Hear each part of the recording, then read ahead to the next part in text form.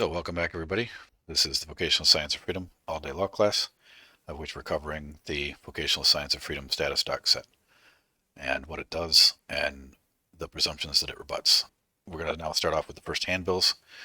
We covered the general handbills of the status docs, and now we'll get into the specific handbills of what each doc is and why it's important.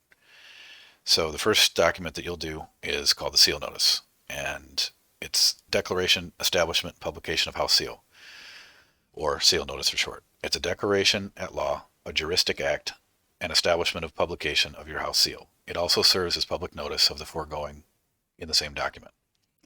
The grammar, logic, and rhetoric of this document is as follows. 1. The seal notice is the first document that you file into the public record after getting your house seal made at the office supply store or at the link that Blue Star put up, because you can't get them done online. We all need to establish our own house seal for our own houses. The house is the first political subdivision of our republic, stemming from ancient Greece, Babylon, Rome, and Egypt. You must establish your house by your own charter. This is an aspect of charterability. Okay, when the Bowers changed their name and established the House of Rothschild, was there anything special about them that allowed them to do it? No, they just did it. And as you can see in the bloodlines, you have various different houses. You have the House of Rothschild, you have the House of Windsor, right? And you have all these various different houses. You have the House of Lombardy, so on and so forth, right? These are just established houses. So how did they do that? Well, they established it on public record and they just did it, right? So this is all we're doing. It's just an aspect of charterability. So the seal notice is one of these steps in that charter. Our right to do this is always protected by the 9th and 10th Amendments in the federal Constitution. Because what does it say in 9th and 10th? All powers not vested to the federal government are retained by the states and we the people, right? So if you didn't vest them the power to establish your own house, guess what? You still have that power. So if we the people establish the two houses for the federal government, but then do not bother to establish our own house, this is an error in our understanding of law and the history thereof. It is important to remember that in the 1818 Illinois Constitution, in the schedule, paragraph 6, that it reads, quote, "The governor of this state shall make use of his private seal until a state seal shall be provided," close quote. What did that mean? That means that they had no idea who was going to become governor. This was the first Constitution of Illinois, and this is in the schedule. And in the schedule of the first Constitution, the schedule is everything that they wrote down to how they're going to get this thing done. Right? How are we going to put this thing into full force and effect? How are we going to work this and that, this and that, this and that? Okay. Well, one of the first things was, all right, we got to have a seal on everything. Great. The governor of this state shall make use of his private seal until a state seal shall be provided. It was considered automatic back then in 1818 that you would have your own private seal. Even in the very use of the term that we hear all the time but we don't think about much, which is signed, sealed, and delivered. Whatever happened to the sealed part? So anyway, this is proving at that time that everyone was expected to have their own private seal, because there was no way to know who was going to be elected as the first governor of Illinois, but it was clear that whoever it was would have their own private seal. 3. The seal notice also places a shadow of doubt over every other contract you have ever signed with any corporation or any contract with the government. This is listed in paragraph 2 of the seal notice, where it basically says any contract that does not have your wet ink signed signature as it is shown on the seal notice and your house seal placed upon it cannot be considered to have been entered into knowingly and willingly or not under duress. So when you file the very first document, the very first Vocational Science of Freedom Status Doc, which is the seal notice, you put a cloud of doubt on everything immediately. All of it. Right in the beginning. So that's why it's important, and that's why we have it in there as the first one. So that's number 3. Number 4, the seal notice also protects you in the event that you are made to sign a document under duress, as in the case of having to sign a ransom, which is the bond, before you're being able to be freed from a corporate jail. And that's explained in paragraph 3 of the seal notice. The seal notice also acts as a notice to all the world that we have been victims of fraud regarding our estates. right? It spells it out and says, hey, there's been all these people doing this very different stuff with my estates. And I'm telling everybody right now, if it doesn't have this seal on it, it's not valid regarding this estate. The seal notice, as all the rest of the VSOF status documents are concerned, are signed by a witness quorum, which is 4 other members of the peerage. The seal notice also reaffirms the fact that you are to be addressed by your own proper name and that you are of your own house, and that 4 other people agree and affirm under penalty of perjury to do the same. Number 7, the seal notice gives anyone an opportunity to dispute anything contained within it within 30 days. The number of days can be increased if you wish, but no one who gets duly served with this document disputes it within the time frame, their claims are forever waived, also known as latches, which is also part of the contractual aspect of the seal notice. The seal notice is the first document placed on the public record that declares you have been found to be living and that you have come of full age. Now, the full aspect of that is finished out in the proof of life and proof of age inquest, but we state it in every document anyway, just to cover our tracks. As is stated in the Magna Carta Articles 3, 4, and 5, which everybody should go read. The coroner proof of life and proof of age inquests do this in a formal judicial capacity, as I just stated. Number 9, you must record the seal notice at the county recorder's office or your county register of deeds under public notice or under the miscellaneous file. If the recorder gives you any problems, simply say the following to them: produce the law upon which you rely to deny me the right to file documents on the public record, or produce the law upon which you rely, of which you're denying me access to the public record. That's another way to say it. That will usually bring the elected clerk of that office out to the front desk, and you'll pretty much get your docs filed right there, at whoever that may be. Be sure to then ask for a certified copy of the documents that you file that day and pay whatever fee they want to charge you. But whatever happens, do not let them alter the document in any way, save just only putting the book and page number, file number, the recorder number in the upper portion of the document. Okay. There have been people that have gone to go get their documents filed, and the clerk has said, the clerk wrote actually on the document, like more or less destroyed the document or altered the public record, altered the document to say at the bottom, they wrote down on it one time. Somebody showed it to me. The clerk wrote, as per customer request. We're not customers. This is not a maritime admiralty file. This has nothing to do with commerce. I am not your fucking customer, okay? I'm the sovereign. You're my trustee. Do it. End of story. So if they ever try something like that, scratch it out, put a line through it, whatever, and then initial next to it, say, this writing is void, whatever, and hand it right back to them and say, don't do that again or I'm calling the sheriff. Because you're attempting to destroy or secret a public document. Once you put that document, any of these documents, any of the status docs, or anything else you want to file on public record for that matter, once it's been countered, meaning it's been placed on the counter, tabled is the better way to put that. Once it's been tabled and put onto the table or whatever and given to them, it's filed. Right then and there, it's considered to be filed. And there's plenty of law that says that. Even in their statutes, acts, ordinances, and codes under Roman civil law, it clearly says that once it's tabled, it's filed. So how you fill out the seal notice, we pretty much went over this before, but I'll just kind of cover it in quick. You must, of course, have your seal made out, doing a document, place your gold sticker on the right-hand side of the seal notice where the space is provided for, and you seal over it. That's crimping it down. Oh, yeah, that's another good point Blue Star's bringing up. You do not let them separate the BC from the BC claim or the KW either. Make them fold it and scan it in. Okay, so do not let them detach it from the document. So that you're saying this is a whole continuation of the same document. So, because we've had clerks destroy the rivets, the rivet that the federal government put through the BC. They just tore it. It's like, what are you doing? You're totally destroying a public document, right? So, yeah, it's mutilation of public record on Title 18. Yeah, as CLF 3 said. So 3, if the seal notice is not yet filled out, change all the words in red on the doc to your information and then print out the doc, so on and so forth. But most people just have us do it so that they know it's done right. If you're a woman, change the word paterfamilias on your signature line to materfamilias, which means mother of the house instead of father of the house. If you wish, if you're a woman, you may also put domina, which is another Roman civil law term for the female master of the house, if you will. Sign in your proper name, neither red ink or purple ink. Red is for living, purple is the color of royalty, or color of the peerage. And then have 4 people that know you that are also over the age of 21 sign the witness quorum in the same way, and you can they can put their thumbprint there, their right thumbprint there if they want to as well, and have them also print their names under the signature lines because some counties are wanting to have this done. Others don't seem to care. So just add it so it doesn't remove any problems. Yeah, 18 USC 2071, that's it. Concealment, mutilation, removal or mutilation generally.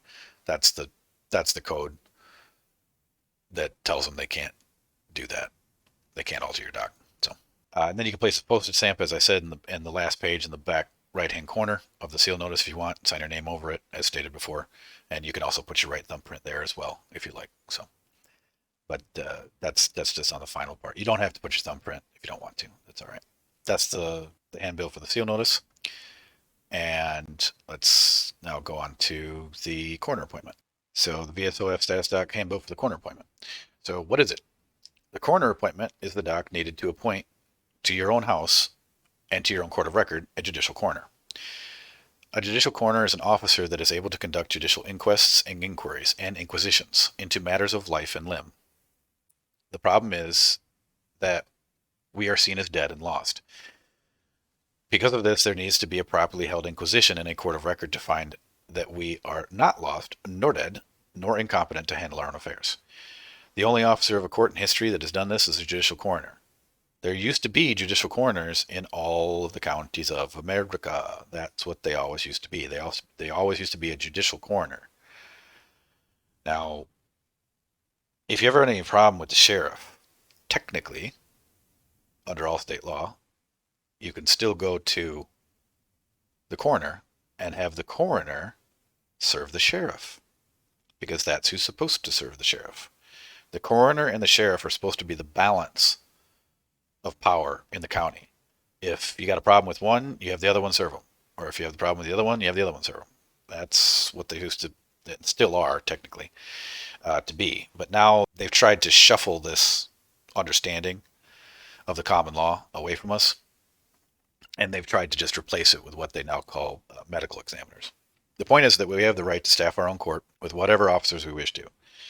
As I mentioned in the Federal Rules of Civil Procedure, there is still a proof that we can still do this in the section regarding special master appointment, which you're free to go look up at your own volition. Number 2, first you need to find someone who has a medical license who is willing to sign a parchment of paper that states that you have been found to be living and that you have come of full age. Any license of the state will do. Medical, RN, chiropractor, coroner, EMT, they're all fine. Then where it is filed, it's filed under the public record at the county recorder's office. Then it will be filed into a formal probate case at the court of record again on the public side in what is called a formal probate hearing to settle the entire gross estate. That, again, I went over before. Simply tell the county recorder that you wish to have the doc filed in the miscellaneous file, give them the fee and self-addressed stamped envelope to return you back the doc with the file stamp on it, or the county recorder number on it, sorry. Sometimes it'll come back with a little sticker on it. That's fine, because sometimes they print out these funny little stickers that have the book and page number and the public record number on it, and then they pull off the sticker and they put it up top. That's fine. That's perfectly all right. Don't worry about it. That's not destroying your document. That's just putting their book and page number on it, because it just shows where the public record has been filed. So, and then if you wish to have any certified copies, which you should get at least 2 copies, like I said, to serve the Secretary of State for your state and the Secretary of State of the United States, right? And then pay them how much, whatever they want for their fees. They'll be sent to you in the self-addressed stamped envelope as long as you give them what they ask for in their worthless federal servant notes. And then how to fill out the document. I'm not going to go through this. This is exactly the same way as how you fill out all the other documents, except I get a little bit into the zip code, and you should put it in brackets, and you should put 9998 after the zip code. This means without the United States. This is a postal zip code, which means without the United States in it. So that's the coroner appointment. Open up the proof of life and proof of age inquest. And so the proof of life and proof of age inquest, it's a judicial inquest that is signed by you, the heir of your estate. It is also signed by a judicial coroner appointed by you to be the judicial coroner of your house, and it must be signed by 12 members of the peerage, just other fellow people that you know, to prove that you have been found to be living and that you have come of full age, so that you can claim, have, and hold your estate to the exclusion of all others. The 2 main presumptions that the attorney uses against us are the presumption of death, being called a decedent in your IRS master file, and being a ward who has not yet come of full age. See definition 1 USC subsection definition of person. And see Articles 3, 4, and 5 of the Magna Carta for a better understanding of what this entire process is all about. The judicial coroner inquest will be filed with the formal probate hearing to settle your entire gross estate. As I said before, we're gonna have a final document in the status docs to basically finite everything else of the status documents and have the 12 members of the peerage also sign off on it. And then that, along with all the rest of the status docs, will go into the formal probate hearing. To continue, because remember that any injury done to you, as in withholding any part of your estate from you, that does not have a remedy in any statute must be sued out in common law in a court of record. That's the total aspect of everything regarding statutory and Roman civil law. One of the maxims of Roman civil law is that there shall not be no remedy. So if they haven't provided a process to sue out one's livery, which of course they're not going to do, we can create the remedy. That's a maxim of law, and there's nothing they can do about it. Once this document is completed by law, no statute, act, or code can be made applicable to you, because all Roman civil law in how they use it against the people is by the presumption that we are all infants. Common law, natural law, and public law will still be applicable to you, but they all require that you do some harm, damage, harm, loss, or injury to another people or their property. So when you get done with the status doc set, people say, well, can you just then do whatever you want to? I'm like, no, you're 100% liable for what you do after this. No one else is, you are 100% liable to anybody that you do damage, harm, loss, or injury to after you do the doc set. There's no more insurance that covers you, but that also means that everybody else is 100% liable to you too. So if they do a damage, harm, loss, or injury to you, you can literally take them for everything that they have, all of it. So just remember that. Just remember the severity of what you're doing here. Okay. So to continue, in order to fill out this document and finish it, you'll need to have filled out the judicial coroner appointment, which we just spoke about, have the seal made, have 12 people over the age of 21 that are willing to sign and test the facts stated in the inquest, have your postage stamp, and have your red ink pad for people for affixing their thumbprints onto the document in the jury, the jurette for where the jury signs. And no, Chief, there's nothing. We don't do anything by notary public. Everything's done by witness quorum. The reason we don't use notaries, the reason we don't have something notarized, is if you look up the definition of counterdeed in the Black's Law Dictionary, if you look up the definition of counterdeed, it says a deed done in private or in secret before a notary that alters, destroys, or counters a public deed done. So that's why we don't do things by notary. If you do things by notary, what you're literally saying by a notary is that you're still an infant, and that you have to have a cleric under ecclesiastical law sign something after you that says that you're allowed to do this. So it alters or destroys a public deed done. You do these as public deeds. That's it. It's your will. It's your public deed done. And then if you had a notary put their thing after it, you would be what's called counter deeding a public deed done, right? So that's why we don't use notaries. So we just keep it to witness quorum. And here's the thing: four signatures, 4 witnesses is just as good as a notary anyway. And you'll see that in the old notary handbooks. You won't see them in there anymore, but in the old ones, it's in there. How to fill out the document. Of course, this is the same thing. So this is boilerplate for every single handbill. So that's separate, for the exception of this one, is the difference with the 12 people. So we need to get 12 people that know you, they're over the age of 21, to sign the petite jury that has been convened by the judicial coroner. So you get the 12 people to sign. This is why what we're going to try to do or have set up is that, well, you could have a notary serve. Yeah, you could have a notary serve somebody. That's fine. If a notary signs a process service because you had a notary serve someone, that's different.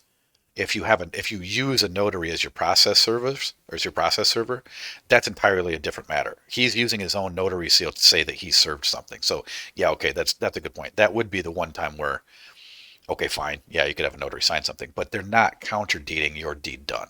Okay, so just to be clear about that.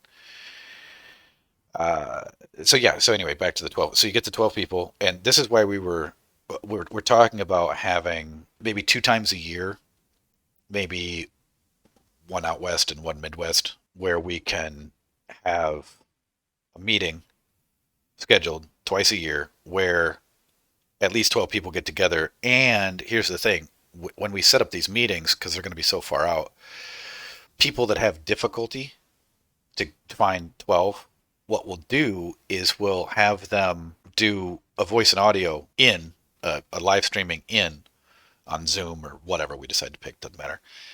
And so they can introduce themselves to everyone that's there, all the 12 people, and say, hi, yeah, I'm so and so. Yep, okay, good to see you. Yep, I can see you. I can see you're living. I can see you've come of full age, so on and so forth, blah, blah, blah, blah, blah. And then they can feel, all the 12 people can feel perfectly lawful and good and happy and dandy to sign their doc because they came before them, right? In their presence. What are all the courts doing right now? They're all running through these video conferences because they're not actually holding court. So you're telling me that, oh, you can do it, but we can't? No, no, no, no, no. No, not happening.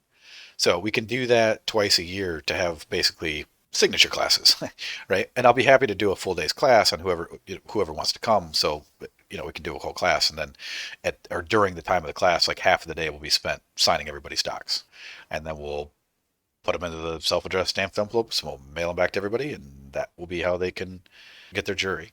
So that's that. That's the status doc for the proof of life and proof of age inquest. Now pull up the BC claim. The BC claim is one of the documents that you have to have the duly authenticated copy of your birth certificate. The first things that you want to do when you want us at the Vocational Science of Freedom to start doing it, the first two things you have to do before you even send us your information is to fill it out and whatnot, is that you have to get your seal made and you have to get your copies of your birth certificate and get them all duly authenticated in both state and federal level.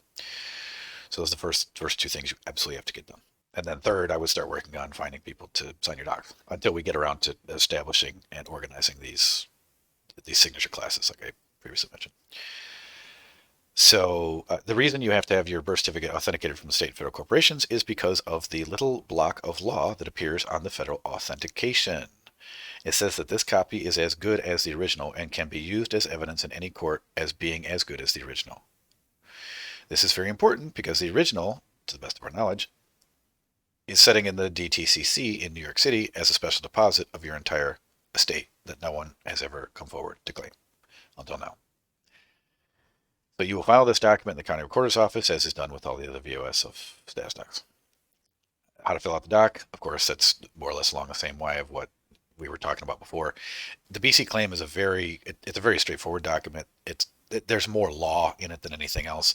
So there aren't a tremendous amount of places where you have to add your information. But as I said, if you send 21 rounds to the Vocational Science of Freedom, we'll do it for you.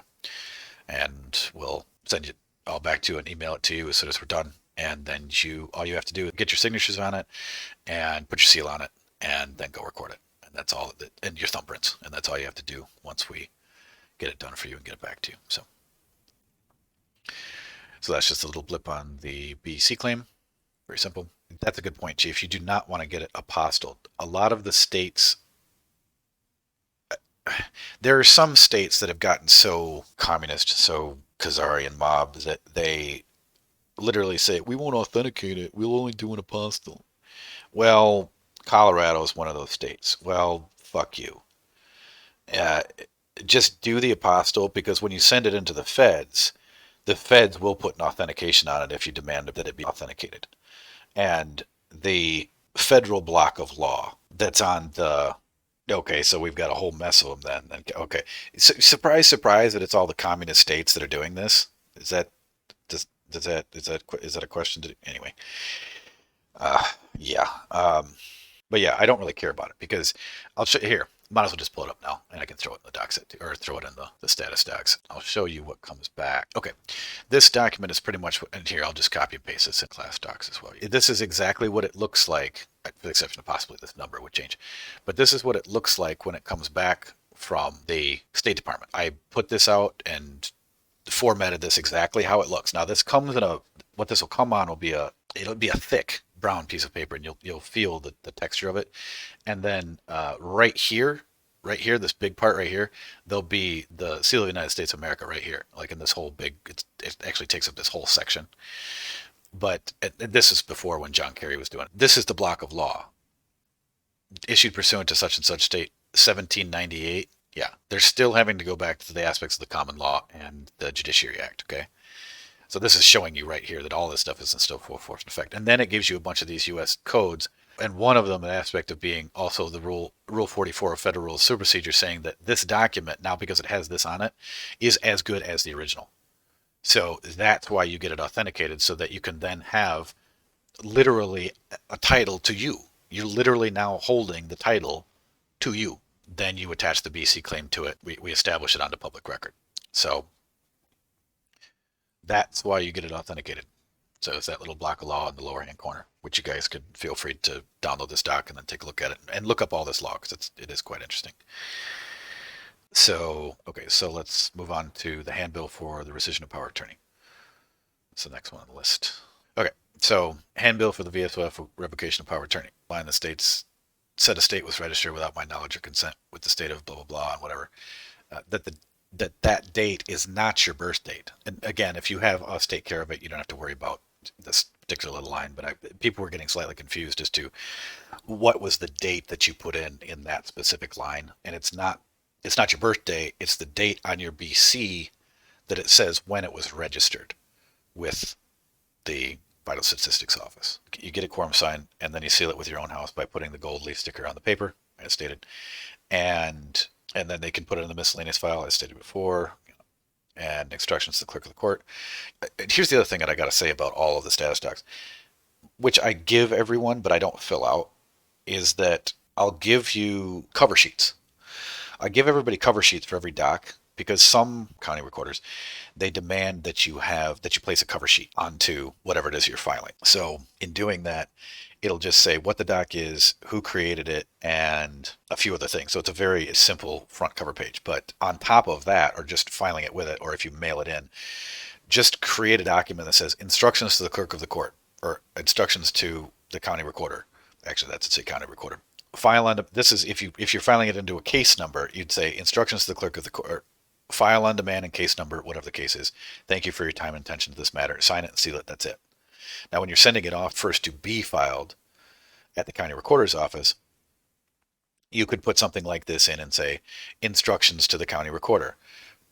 Please file on demand, assign a public record number to this document, record onto your records, and return the original to me in the self-addressed envelope presented with this document, or attached, or with, or in the envelope, however you want to say it. And then they'll follow your orders. So after you get the documents back, and this is more of a service on the aspect of what I was talking about serving the documents. So if somebody came up against you, you'd serve the DA's office with a piece of paper on top of it saying, filed in the case number, blah, blah, blah, by the lawful executor of the res defendant. Then make out a process service affidavit proving that the DA got served with the revocation of POA, because the DA, the district attorneys, will use POA against you. Think about it. That's why the Bar Association always appoints what? A public defender, a public pretender. What are they defending? Or what they're defending what they consider to be registered public property. That's it. That's all they're doing. So if you don't file that revocation of POA, they will run you over and they will try to force the public defender down your throat. So this gives notice to the court that no one but the executor and administrator at any part of the estate by any presumed power of attorney, and it gives notice to the DA that any power of attorney that they thought that they had has been revoked and rescinded for cause on the public record regarding your estate by the lawful executrix or executor of same. So that's the importance of what the revocation of POA does. And again, like I said, if you ask for the court bond for a traffic ticket or whatever, and you do the request form to get your public, the State Open Records Request Act, that's what it's called. And every state has an Open Records Request Act, because they realized a while ago when they were trying to secret everything that they were doing, they realized that they cannot do that, and that they have to allow you to inspect the records of the estate if indeed the heir comes forward, which is what some people were doing. And so that's where FOIA came from. That's the basic aspect of FOIA, is that that's the federal, the federal one that you could, you don't use FOIA against the states. You use the state law against the states, and you use FOIA against the feds if you're trying to get something from the feds or vice versa. So use state open records request for the state, use FOIA for the feds, and do not swap them, or they'll just deny it outright and say, nope, doesn't apply, frivolous, go away. So that's the revocation of POA. Move on to the handbill for the KW. Actually called the lawful claim of title, will, execution of will, declaration of status, appointment of trustees, and standing orders for same. This is what we at the VSOF call the kill warrant, or even KW for even shorter, because like I said, that's a mouthful to try to state every time that you're talking about the document. So this document originally started off as a single page filing in a child support case. We have the redacted aspect of that, which is called the boom letter, which is in the VSOF online law library. So you can see where the difference between that and what it is now, which is a 33-page document of absolutely crushing fuck you to anyone that attempts to administer the estate. You'll see how many years and how many revisions this thing's gone through. I think it's up to 96 or 97. This document has been revised, altered, fixed, updated, improved 97 times. So it's about as perfect as it's going to get. And yeah, I'll just leave it at that. So anyway, but you can see where it originally started from the boom letter. So anyway, to continue, our estates have been abandoned at the foundling hospitals by our unsuspecting mothers by the filing and submission of the birth certificate contract. This then gets passed on to the state at some point, and our estates and bodies become wards of the state, with ourselves seen as infants, as I said before. We, the infants, never come back to claim our birthright, and after 7 years of not doing so, we are even then considered dead. At this point, our estate escheats to the corporate state. This is the pretense in which the kill warrant was created. The who, what, when, where, and why of the kill warrant will be explained below. The KW declares on the public record that you, the heir, has been found to be living, as per the Sestercave Act of 1666. It declares that a lawful executor has been appointed to oversee the estate and any trust created therefrom. It appoints all public servants as trustees of the estate and any trust created therefrom. It puts all judges and law enforcement in their place in regards to your body and your property. As for one sheriff said in a county in Iowa when he was process served with this particular document, and the sheriff called up a VSOF member and said, so what you're doing here, serving me these documents, does this mean, do you mean to tell me that you're my trustee now? And the sheriff was kind of being tricky, sort of snarky, but at the same time you could tell by his tone of voice that he was kind of joking. And the gentleman, Phil, who's now passed on, Phil said back to the sheriff, he said, oh, no. I've appointed you as my trustee and a trustee of my estate. And the sheriff literally said back to him, so what do you want me to do? It was a really enlightening conversation, and I was present for the conversation. Because the sheriff understood contract. He also, I think, has to understand the aspect of what they're doing as far as the administration of all these estates. And Phil just basically said to him, I don't want you to do anything. I don't want you to administer my estate or come on my land without my express written consent. And he said, I don't want to be harassed by your deputies when I'm traveling down the road. And then, of course, they got into a conversation about the difference between driving and traveling and yada, yada, yada, which was also an interesting conversation in and of itself. But the sheriff did say, so what do you want me to do? All right, so he's asking for an order. So to continue, number 4, it declares that you are the legitimate son or daughter of your parents and that you have come of full age, as per the Magna Carta Articles 3, 4, and 5. That you are one of the people of your respective state, declaring your sovereignty and position above our government in a republic. And that you're the sole lawful donor, grantor, testor, heir, and executor of your estate. Now, of course, a lot of these other things get finished in other documents, but the KW is where you put all of those facts into contract, of which if they administer your estate, they agree to not only the validity of everything that I just stated there, but they also agree to various definitions in law. This is what this means and nothing else. It also binds them to a very long list of maxims, and it binds them to the aspect that if there's ever any issue regarding the administration of the estate or any administration of it, that it's going to be taken care of in either court of record proceedings according to the course of common law, or by binding arbitration. So, number 5, it demands that all who get served with this document immediately bring a superior claim against the estate or forever let go and lose any hold or claim over same. That clause has been in there since the beginning. That clause was in the boom letter, the first letter ever written. And it worked to shut down a child support case. Okay, so the whole entire history of the first boom letter was that there was someone who had come of full age. And what was happening was that the court was trying to go get back child support from his mother to pay his father.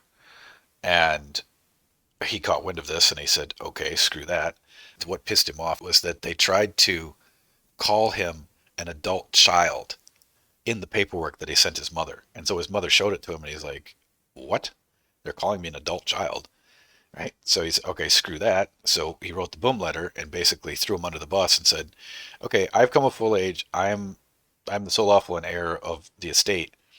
And he revoked all permission from the state to administer his estate on behalf of his mother's estate, right? Basically saying, get out of my business. And it was pretty interesting because they sent back a letter. Oh, and he also told him to zero out the accounts, which they did. She owed like, I don't know, over $10,000. And they literally sent back an accounting where the accounts were zeroed, all of them, with a handwritten letter with no one signing it, just a blank piece of paper saying that this case will be closed in 45 days. If you have any question, contact so-and-so. But nobody signed it because they didn't want the liability. So they just ghosted the whole thing. But anyway, number 6, it informs the corporate state that the all caps dead trust names derived from the estate being abandoned for 7 years is the beneficiary of the Social Security number and the account connected thereto. Okay, so what is that talking about? It means that the estate is the beneficiary of the Social Security number, not you, but the estate. And then you're above the estate. You're the executor of the estate. So that puts a protection from a standpoint that if you've paid into Social Security, you're still getting it back. You're just getting it back from a standpoint of being the executor of the estate instead of the trustee of the estate, which is a whole different animal. So that removes any presumptions that you, the living man or woman, are taking a benefit from them and therefore are waiving your right as heir, which I talked about before, which is called beneficium abstinente, which now you can see how it's written if you want to look it up.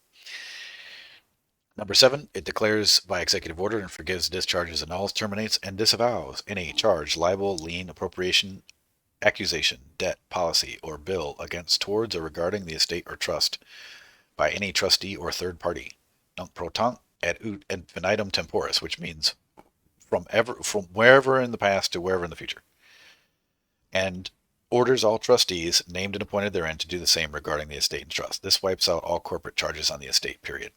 Now, this list has gotten a little bit more extensive since I wrote this handbill, but you get the idea of what we're doing here. We're saying, okay, we've come forward. All charges are now done. They're all gone. They're discharged, they're forgiven, they're annulled, they're terminated, and they're disavowed. All of them.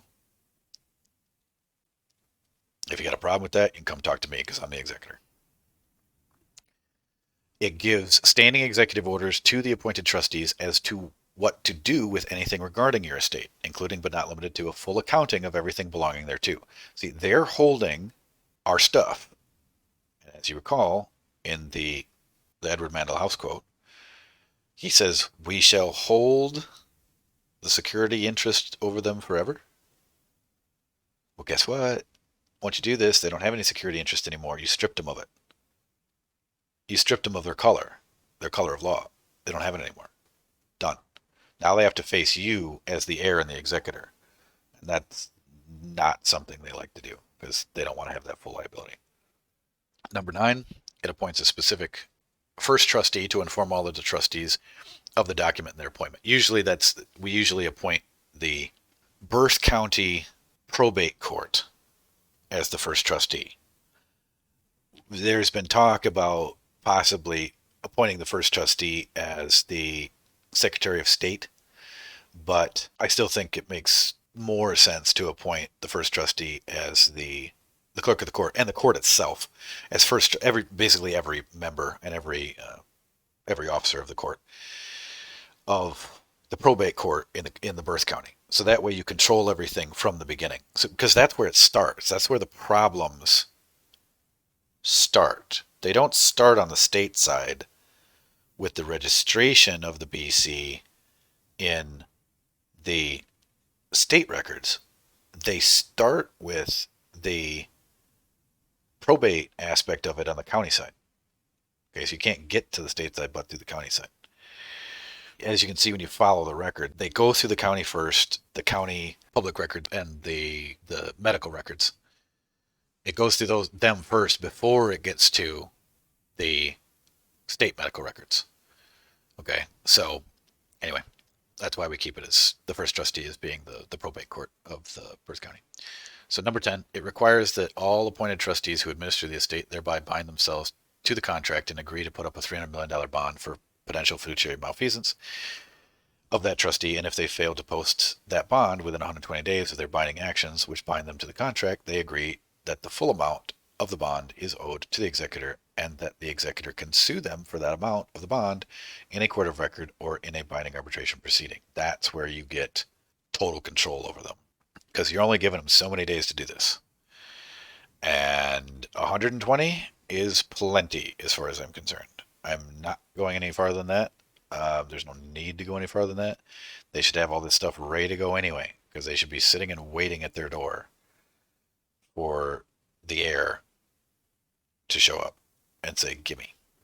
So, number 11, it has a power of attorney clause, which allows you to take power of attorney over the trustees who fail to adhere to the contract. Now, that's something that we found and pulled out of Stark's paperwork. I don't know if any of you are familiar with what Stark did and how he literally took power of attorney over, I think it was Eric Holder at the time, who was the Attorney General of the United States. He literally took power of attorney over the Attorney General of the United States, signed his own name on a document, and then moved it through Congress, of which they wrote up a private bill. Now, of course, there's still talk about, well, yeah, they wrote up the private bill, but they still haven't paid him. Yeah, I think that's an aspect that if Stark would know what we know about how to claim the estate, I don't think that would have been a problem. But anyway, I took the information from how to take power of attorney from Stark's paperwork, because if you take over power of attorney of the Attorney General of the United States and then Congress goes along with it, that's pretty solid if you ask me. So anyway, to continue, number 12, it allocates up to 10% of the entire gross estate and no more to whomever is going to fulfill the orders stated therein and to help settle the entire gross estate. So what does that mean? That's the carrot. That's the carrot on the stick. So in the one hand, you're carrying a $300 million club, and in the other hand, you're carrying a stick with a carrot on it saying, come on, bunny, let's go. Let's get your shit done. So if they do that and they help you, like say an attorney or somebody, I don't care who it is, anybody helps you settle the entire gross estate and brings you all of this stuff, like say it's the DTCC, great, I don't care. Don't care who it is. But the carrot stick is there for whoever wants to step up to the plate and do what they should lawfully have done a long time ago. 13, it provides for your own salvation in whatever manner you see fit to do so, thereby removing the concept that there's no salvation outside the Catholic Church and the cult of Rome, which is something that's in one of their papal bulls, in case anybody didn't know that. 14, it gives warning that any attempt to administer the estate, meaning any property belonging thereto, including your body, whilst it's accompanied by force or whilst branding a deadly weapon, is to be seen as a direct act of war against a sovereign state and be repelled in kind without further notice or warning. That's the line in the sand. I know who I am. I have the Second Amendment. You cross me again, you're dead. That's it. And that's in the contract. So in short, that's the line in the sand. If you cross it, expect to be met with lawful self-defense. We're not playing around here anymore. Because as you can see, if anybody's noticed this recently, CLF3 told me some fairly disturbing news during the break, that 4 witnesses who have come forward to bring evidence of voter fraud, the various precincts of which they were working on the night of the federal election for the president. 4 of these whistleblowers have been murdered. They've all shown up dead in Michigan. So make no mistake, you are at war now. Full out war. So drawing a line in the sand like this, trust me, they're already marching on the sand. It's about time to draw the line. And that's all I have to say about that for now. Number 15. It has a witness quorum at the end, and that's better than the notary seal because then the doc is not counterdated. As I said before, look up the term counterdeed. 16, it has the jurat where you verify that all in there is true, and you place a $20 stamp on your signature line, thereby placing the doc itself into the common law jurisdiction as per the federal constitution. Now, that's kind of an option. We had that before, and some people were saying, well, I can't find a $20 stamp, blah, blah, blah. Okay, fine. You have your consideration in it. It's a declaration anyway. But if it makes you feel better, we did have that for a long time, and you can still place the $20 stamp, $20 of stamps. It doesn't have to be a $20 stamp on the signature line, and then and signing over it so that you're canceling, so that the document itself has over $20 consideration on the document itself. So it literally places the whole document in common law. So anyway, then you place your gold leaf stamp on the bottom of the doc next to the word seal, and crimp your house seal over the gold leaf sticker. After the doc is complete, you attach the endorsed and authenticated certificate of live birth to it that you have authenticated at both the state and federal levels beforehand. Then take it to a county recorder's office. And like I said, it does not have to be obviously in your state. It could be wherever, because a deed literally means a thing done. That's a deed. A deed is a thing done, something I did, right? Not only a transfer of land title. So when you record a deed, that's a thing done. So I've done this. This is it. This is my declaration. I've done this. And then you record it on the public notice in whatever category they're willing to record it in. Doesn't matter. And it's really not important as long as the public record has a book and page number placed onto it at the top of the first page in the upper right-hand section. You can then ask for as many certified copies as you want, as I've previously stated. There was something that I want to back up here for a second. There is something here that I want to discuss. There's a specific phrase that you need to put on the back of the birth certificate, but you have to turn it over like it's a check. So sometimes birth certificates are oriented differently. Sometimes they're vertical and sometimes they're horizontal. So if it's horizontal, just treat it like a check. So turn it over and flip it that way. And so it would be written in the same way that you would endorse a check, right? If you think it looking like a check, and if it confuses you, just place a check on the BC and then turn it over in the same way that you would go and see the line for endorsement of a check. So what you're going to do is you're going to endorse the BC, the now authenticated BC. You're going to endorse it to your own house as a direct deposit to your own house without any third party intervention and without recourse. And there's a whole phrase that we give to you with the docs that takes care of that. But I just, in case anybody was curious as to what that was, I'd not covered that before. So, okay, and then 18, after you have a certified copy, keep your original BC attached to it in your fire safe. Then you serve the certified copies of the kill warrant onto whoever is trying to administer the estate. In many cases brought by the corporate state, when the KW served upon them and filed into the case will be dismissed ex parte. Some have and some haven't, so we're getting more information as back as to who wants to go to binding arbitration. So anyway, if you serve it onto a credit card company, all of your debt is likely to be erased along with your account as it never existed. That's what happened to Phil. But other people are getting different results, but that's fine. We'll just probably have to sue out the rest of them. So be it. Now, the one thing that Phil did have is he did have his 32 EIN estate number. He had it when he served the KW on, I think it was some construction type company like Home Depot or Lowe's or Menards, something. And they zeroed out $45,000 in debt, just poof, gone. And they literally ghosted the account after he served them with that. So anyway.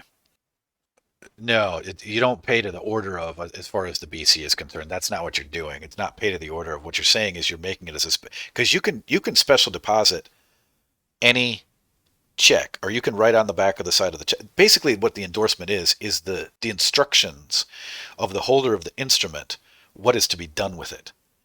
So in the endorsement of the instructions, what we say is that not pay to the order of, but we say that it is now under the house, and that everything of the estate is now under the house, and that it cannot be transferred to any third party, and that it can't be changed to a different direction. If you try to say pay to the order of and send it to the Fed, Secretary of State, or whatever, they're not going to do anything with it. And they just turn around and like, no, well, we don't know what you're talking about. No, and they don't go anywhere, and they don't do anything. The fact is to claim the estate through the BC and claim it to your own house. And then after you get it done through that way, then you can go through formal probate, or you can throw them through a court of record, or you can put them into binding arbitration and run them over that way. But just saying pay to the order of whatever, and then sending it off to the Fed, Secretary of State, or any place else like the Treasurer or whatever, does nothing. Doesn't do anything. And I would say the main reason why it probably wouldn't do anything for anybody else that isn't a member of the VSOF or hasn't done these doc sets is that they have absolutely no understanding as to all of the other presumptions that are above them. They think they can sign a document and they're just going to magically get their entire gross estate. Fuck no. Absolutely not. There are far too many presumptions over them that they're not rebutting. They're not doing it correctly. They don't know the law. They don't know how this system was set up. None of it. I've been at this for 25 years. I've seen so many idiot gurus come and go because they have no idea what they're doing. Zero, none. And or a lot of them are agents, like Anna Von Dipshit. She's a fucking agent. She is an absolute agent who has pledged herself to the cult of Rome. And yeah, she signed a doc. Yeah, she signed a document. She was like, she told everybody. This was a long time ago. This was like, I don't know, 4 or 5 years ago. So she had everybody think that they should do that. Great. So everybody that signed that doc that pledged themselves to the fucking cult of Rome and the Pope. Great. You're automatically screwed. You give them your soul, forget about it. You're never getting out of this. Which there's been debates about that too, about should we do anything with the baptismal certificates. And I would say that even though we don't have a process for it yet, but if we wish to develop one, it would go right along the same lines of authenticating the baptismal certificate, reclaiming it to literally claim back your soul. If and indeed these stupid Luciferian pieces of shit want to get into all that. But we've seen what we do works without having to go that far. But yeah, Anna's a known agent, without question. There's a whole group of agents that work with her that write her quote unquote stuff. Because if you haven't ever noticed, sometimes she puts out 3 or 4 things in one day. Yeah, no, that's an agent for you. And if you ever bother to read her quote unquote book, it's ridiculous. It's like 60% truth and 40% bullshit. You'll never get anywhere with somebody like that. And anybody and by the way, we've been teaching people to do these doc sets for years now. Where do you think she got the idea of, oh, everybody needs to doc up? Where do you think she got that from? She got it from me. That's where she got it from. Okay? So, anyway, yeah, she's a gatekeeper, without question. So anyway, to continue here, let's open up. Well, you know what? It's 5. I'll open up the ordinance of the estate. Okay, so this is the ordinance of the estate. This is the actual ordinance of the estate. The ordinance of the estate basically is no good without the rest of your status docs being done. So what this final doc does is it puts all of the rest of the status docs, the public records of the status docs, into this doc, which would be a long list here. It's not just this and this, but it's all the public record numbers, right? So it says, regarding your records, to whom it concerns, there appears to be a mistaken identity. Think about this. A mistaken identity. You've taken something from me. Wherein the estate known as John Henry Simon, aka all of the derivative names, idem sonans, that's Latin for the same thing, and spellings thereof, estate, hereinafter estate, and any and all trusts that are derived from said estate, regardless of what trusts are named, have ever been named, or may be named, has been administered by your agency without lawful authority. Notice public record numbers, yada, yada, yada, and that's going to be your whole entire doc set there. Located at such and such county recorder's office, such and such address. Period. Update your records accordingly. Period.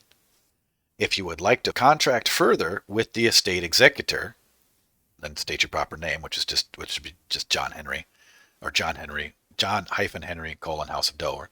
You may now refer to fee schedule record number, so on and so forth, located at so on and so forth, county recorder. Period. If you, your agency, or your office has already accepted the appointment as trustee of the said estate, refer to lawful offer of contract in above listed public records. Then the executor of said estate expects to receive the properly posted bond in the amount stated within 90 days of your agency or office having notice of said offer. Okay, I'll get to that in a second, Blue Star, because I think it's in here too. The executor of said estate authorizes the use of the proper name as exemplified herein, without capitalization, as John Henry, House of Simon, only. All asset relocation shall now be allocated to the executor, same, wheretofore. Any and all derivatives, interests, profits, and means shall be allocated to the executor, John Henry, wheretofore. All appointed trustees listed in the said offer of contract, assigns, and successors thereof shall use temporary post location, blah, blah, blah, whatever, zip, only as per 18 USC 1342. And 18 USC 1342 deals with unlawful posting of people. Trying to post to someone the incorrect name, posting to incorrect name of people, right? So that you're literally telling them you'll throw them under federal law if they try to address something to your estate again without having EXOR executor in front of it, meaning they're not addressing the executor or executrix. Any lawful violation of this USC and any other violations of any ordinances, executive orders of the said estate, of the said executor, or any other action by deceit, act, motion, trick, simulation, or any other willful crime by any third party will be met with contracted charges, prosecuted in a court of record, not a court of equity, and accounted for accounting pursuant to the fee schedule as recorded as public record number, so on and so forth, and all other public record numbers regarding the said estate. Because we order them to do accounting in more than just one of the documents. So anyway, it is now your responsibility to inquire into the public record numbers listed herein and understand the ramifications of your actions in regard to the said estate. Ignorance of the foregoing public records and the law regarding the said estate will not protect you from suit in a court of record. Govern your actions accordingly. And then I give them 18 USC 1342. Whoever, for the purpose of conducting, promoting, or carrying on by means of the Postal Service any scheme or device mentioned in section 1341 of this title or any other unlawful business, which is pretty much what they're doing, probate fraud, uses or assumes or requests to be addressed by. Now, that technically tells us right there, if we're being requested to be addressed by anything but our proper name, we fall under this. So don't do it, okay? Any fictitious, false, or assumed title, name, or address, or name other than his own proper name, right? And you go look and you find out what your proper name is. It's your first and middle name, right?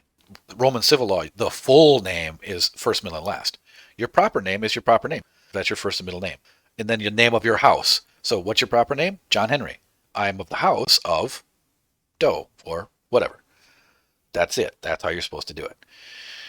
And then continue. Or takes or receives from any post office or authorized depository of mail matter any letter, postal card, package, or other mail matter addressed to any such fictitious, false, or assumed title, name, or address, or name other than his own proper name, shall be fined under this title or imprisoned not more than 5 years or both. Yeah, Mr. Anderson, exactly. Any unlawful actions maintained by your corporation regarding improper mailing will be returned as unacceptable mail as per 18 USC 1342. Thank you for your time and attention to this matter. And then a witness quorum. That's it. Done. Yeah, well, Mr. is also short for miser. Mr. is short for miser, which means a bonded debt slave. That's where I understand the abbreviation Mr. comes from. It stands for miser, which again, like I said, is a bonded debt slave instead of executor or doctor or whatever, or master. Master. I have no problem with putting master in front of my name.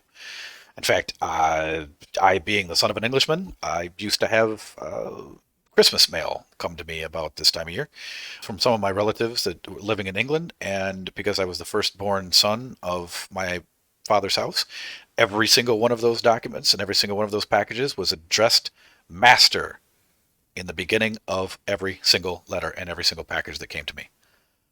I was addressed as master from all of them. And that's not incorrect, it's completely correct, because the firstborn son of that is the master of the house. So I got no problem with that title. I do have a problem with being addressed as Mr., however. So if they ever say in court, Mr. So-and-so, objection, Your Honor. Mr. is short for miser, which means a bonded debt slave. I am not a bonded debt slave. So literally, if you if you answer a judge's question who's addressed you in that term, Mr. So-and-so, and you open your mouth and don't immediately object to being addressed as a Mr., as a miser, they have then just placed onto the public record the presumption that you are a bonded debt slave. Bam, right there. Again, things that no one pays attention to. Anyway, Good, right?